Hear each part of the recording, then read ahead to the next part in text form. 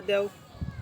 File handling जो सी language के अंदर था और डीएसए के अंदर और डीएफएस के अंदर जो कॉमन पॉइंट है फाइल हैंडलिंग, उसे हम डिस्कस कर रहे हैं। हमारी सीरीज़ इसके ऊपर ही चल रही है। हमने आज तक 2 दिन के अंदर हमने जो क्वेश्चन 3 तक है वो हमने फुल कंप्लीट कर ली है। हम आज आगे बढ़ते हैं डायरेक्ट फाइल ऑर्गेनाइजेशन की तरफ, जो हमारा क्वेश्चन 4 रहने वाला है इस ट्यूटोरियल का। तो चलो इसको डिस्कस करते हैं। Direct file organisation. In direct file organization, records are stored and accessed directly using different types of hash function। जो हमारा डायरेक्ट फाइल ऑर्गेनाइजेशन होता है उसमें हमारा जो कहीं भी रिकॉर्ड्स और डेटा होता है वो किस प्रकार से स्टोर और एक्सेस होता है directly using different types of hash function की सहायता से हम उसको मैनेज और डायरेक्टली स्टोर और एक्सेस कर सकते हैं। Date manage a key date points to the specific location in the file. हम इसकी मदद से हम किसी भी फंक्शन को हम पॉइंट कर सकते हैं और की मदद से हम उसकी लोकेशन को आइडेंटिफाई कर सकते हैं। Direct file organisation technique is also known as hash file technique. जो डायरेक्ट फाइल ऑर्गेनाइजेशन की जो टेक्निक होती है उसको हम हैश फाइल और टेक्निक भी कहते हैं। डायरेक्ट फाइल ऑर्गेनाइजेशन टेक्निक को हम हैश फाइल टेक्निक की मदद से भी हम उसे जानते हैं। The main principle of direct file organisation is to allow direct access for any record from the file. Direct file या ऑर्गेनाइजेशन का मेन प्रिंसिपल, उसका मेन गोल, उसका मेन एम क्या है? जो उसका मेन एम है कि हमारे जो फाइल में से डायरेक्टली एक्सेस करके रिकॉर्ड हमारे फाइल के अंदर से हमको देना, उसका ये मेन एम है। वो टाइम सेविंग एक प्रोसेस है। The hash function takes a records key a unique identifier. Hash function क्या करता है? हमारे जो भी रिकॉर्ड्स है उसको एक यूनिक आइडेंटिफायर के साथ उसको एक डिफाइन करता है। As an input and produce and address. वो एक इनपुट की तरह उसको आइडेंटिफाई करके यूनिक कीवर्ड देता है और हमें जो उसका एड्रेस होता है वो हमें प्रोड्यूस करता है। और index where the record is store. और इंडेक्स वाइज जो रिकॉर्ड होता है वो स्टोर होता है।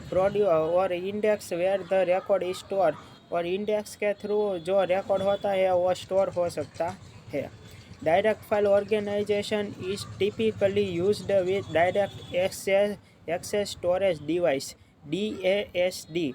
जो डायरेक्ट फाइल ऑर्गेनाइजेशन होता है वो हमारी स्टोरेज डिवाइस को वो डायरेक्टली एक्सेस कर सकता है। Like magnetic disk which allow random access to data. Magnetic disk जो होती है वो एक स्टोरेज डिवाइस है और वो हमें क्या अलाउ करता है? हमारे जो डिस्क के अंदर से हमारा जो रिकॉर्ड होता है उसको हम रेंडमली एक्सेस कर सके, उसका राइट वो हमें प्रोवाइड करता है। The following are the different types of file organization technique in which we can access data directly। The following हमें जो नीचे कुछ different types of file organisation की टेक्निक हमें दी गई है, वो हमें डायरेक्टली डेटा को एक्सेस करने में मदद करती है। तो उसे हम देखते हैं। तो रिलेटिव फाइल ऑर्गेनाइजेशन ये इसका एक टाइप है। डायरेक्ट फाइल ऑर्गेनाइजेशन ये भी इसका एक टाइप है और प्रकार आप इसे कह सकते हैं। फिर हम दूसरा देखते हैं कि दूसरा कौन कौन सा है। इंडेक्स सीक्वेंशियल फाइल ऑर्गेनाइजेशन ये भी उसका ही एक टाइप है। और लास्ट में जो आता है इंडेक्स फाइल ऑर्गेनाइजेशन ये भी इसका ही एक प्रकार है जो हमें फाइल को एक्सेस करने में मदद करता है। ETC वगैरह वगैरह इसके आप कुछ भी उदाहरण इस तरीके से ले सकते हैं और दे सकते हैं। Direct file organisation is more suitable for applications where quick access to a specific records। Direct file organisation most of किस जगह पे यूज़ होता है, वो मोस्ट ऑफ हम जो daily day to day life में हम जो एप्लीकेशन यूज़ करते हैं उसमें डायरेक्ट फाइल ऑर्गेनाइजेशन की टेक्निक यूज़ होती है, और जिसके कारण हमें डेटा एक्सेस क्विकली और टाइम सेविंग टेक्निक के थ्रू हमें डायरेक्टली रिकॉर्ड तक हम पहुंच सकते हैं, और हम हमारा टाइम टू टाइम हम हमारा वर्क कंप्लीट कर सकते हैं। Specific record such as online banking system और एन इन्वेंटरी सिस्टम, हम एग्जाम्पल के रूप में बैंक के ऑनलाइन बैंकिंग सिस्टम को भी हम ले सकते हैं, और इन्वेंटरी मैनेजमेंट सिस्टम को भी हम ले सकते हैं। In an online banking system user account number can be use as a की।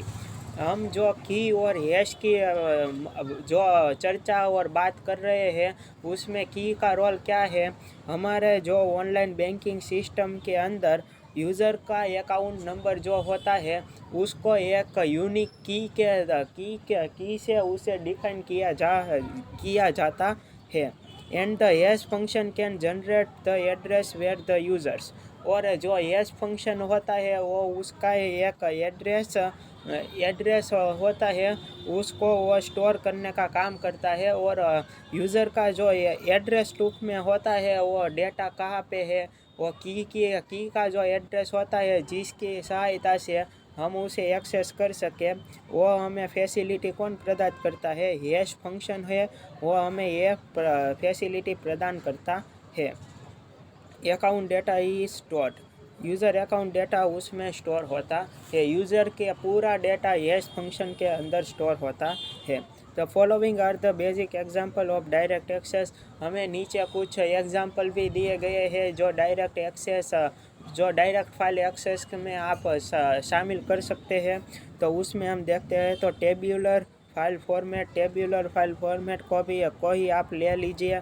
फिर दूसरा आता है नहीं, उसका डीप में होता है यूज़ इन RDBMS वो एक डेटाबेस का एक मेन इम्पोर्टेंट और जो बड़ा सा एक चैप्टर आता था RDBMS, उसको हम देखते हैं तो रिलेशनल डेटाबेस मैनेजमेंट सिस्टम, उसका फुल फॉर्म होता है रिलेशनल डेटाबेस मैनेजमेंट सिस्टम, जो डेटा को टेबुलर फॉर्मेट में मैनेज करने का काम करता है। मैग्नेटिक डिस्क भी एक इसका ही प्रकार है। Flash drive ETC flash drive भी इसका ही प्रकार है। ये सब स्टोरेज मीडिया और हमारे डेटा को स्टोर करने का काम करता है, उसका यहाँ पे उल्लेख किया गया था। अब हम उसके फ़ायदा और गैरफ़ायदा के तरफ आगे बढ़ते हैं। जिस भी चीज़ या प्रोडक्ट की जो कोई भी सारी या अच्छी बातें होती है तो उसमें उसके साथ उसकी थोड़ी जो उसका वीक पॉइंट होता है वो भी उसमें शामिल होता ही है। तो हम एडवांटेज की तरफ बढ़ते हैं। तो it provide fast access for individual records, ये डायरेक्ट फाइल एक्सेस हमें क्या प्रोवाइड करता है, फास्ट एक्सेस प्रोवाइड करता है। हम इंडिविजुअल रिकॉर्ड के अंदर से हमारा डेटा फास्टली एक्सेस कर सके इसलिए। It provide speed to retrieve and manage content of the file, ये हमें एक स्पीडी डिवाइस है जो हमें स्पीड प्रोवाइड करता है, जिसकी मदद से हम हमारे डेटा को रिट्राइव इसलिए कि हम वापस ले सकते हैं और उसे मैनेज भी कर सकते हैं कंटेंट ऑफ द फाइल की कंटेंट में से। जो उसके फ़ायदे हो तो उसके गैर फायदे भी होते हैं, तो हम उसके डिसएडवांटेज भी हम एनालिसिस कर लेते हैं, हम उस पे थोड़ा फोकस कर लेते हैं। तो देखते हैं तो डिसएडवांटेजेस के अंदर हम बढ़ते हैं। तो difficult to implement because of hash technique, ये डिफ़िकल्ट टू इम्प्लीमेंट है क्योंकि हैश टेक्निक के अंदर हमें सारे यूज़र के डेटा को मैनेज और उसको स्टोर करके रखना है परमानेंटली, और उसको हमें रिट्राइव भी करना है डायरेक्टली, इसलिए हैश फंक्शन टेक्निक का यूज़ है, इसलिए ये डिफ़िकल्ट है। It required extra memory space to manage index, जो हमारा सीक्वेंशियल फाइल या ऑर्गेनाइजेशन था उसमें हमें एक्स्ट्रा मेमोरी स्पेस की हमें कोई भी ज़रूरत नहीं पड़ती थी, पर यहाँ पे ऐसा नहीं है। यहाँ पे हमको एक्स्ट्रा मेमोरी स्पेस की भी रिक्वायर होगी, जो हमारे डेटा को मैनेज करेगा इंडेक्स वाइज डेटा को मैनेज करने के लिए हमें एक्स्ट्रा मेमोरी स्पेस की भी यहाँ पे रिक्वायरमेंट हमें ज़रूरियात होगी। तो बस काफ़ी तक हमने तो यहाँ तक डिस्कस कर लिया है। एडवांटेजेस और डिसएडवांटेज भी हमने देख लिए, एग्जाम्पल भी देख लिया, उसकी डेफिनेशन भी देख ली, डायरेक्ट फाइल ऑर्गेनाइजेशन क्या होता है, उसके रिलेटिव फाइल कौन कौन सी होती है वो भी हमने देख ली। तो आई होप कि आपको सब कुछ समझ में आ गया होगा। अगर आपको कुछ भी समझ में ना आया हो और मेरी जो टीचिंग की स्पीड होगी वो फास्ट ही होगी, क्योंकि मुझे पूरा सिलेबस कवर करना होता है, इसलिए जो आप बोलेंगे तो मैं मेरी स्पीड को कम करूँगा। पर अभी तक तो ये स्पीड में ही चलेगा ये पूरा कोर्स, क्योंकि ये अभी ये थोड़े ही समय में मुझे इसको कंप्लीट करना है। इसलिए आगे हम डायरेक्ट फाइल ऑर्गेनाइजेशन का एक जो प्रोग्राम है वो भी हम देखने वाले हैं। तो चलो हम वही तक ही मिलते हैं, और 1-2 दिन में हम हमारा ये जो चैप्टर है वो पूरा कंप्लीट करेंगे। महादेव।